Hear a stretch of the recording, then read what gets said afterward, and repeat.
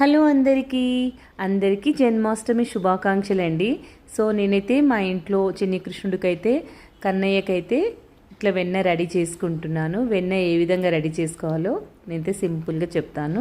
So 5 స్పూన్లు అయితే నెయ్యి తీసుకున్నా, ఒక 4 ఐస్ ట్యూబ్స్ తీసుకొని చక్కగా ఇలా చేయితో మిక్స్ చేసుకోవాలి. ఒక 10 నిమిషాల వరకు మనం మంచిగా కలిపితే వెన్న ప్రిపేర్ అయిపోతుంది. ఫ్రెష్గా ఇంట్లో ఈ విధంగా చేసి పెడితే చిన్ని కృష్ణయ్యకి కూడా చాలా ఇష్టం. సో కొంచెం స్వీట్ కోసం అయితే నేను మిశ్రీని కొంచెం పౌడర్ చేసుకొని వేసుకున్నా, కలుపుకున్నా అండి. చాలా బాగా అయింది. సో ఈ విధంగా అయితే మొత్తం అలంకరించుకొని కృష్ణయ్యకి అయితే నేను నైవేద్యం పెడుతున్నా.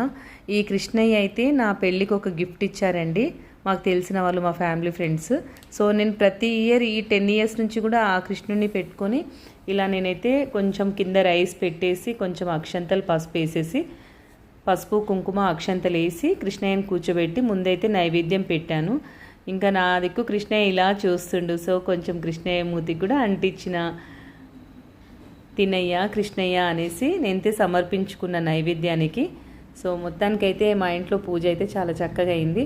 ఇంకా మా పిల్లలకు కూడా మంచి స్వీట్స్ అవన్నీ చేసి పెట్టామండి.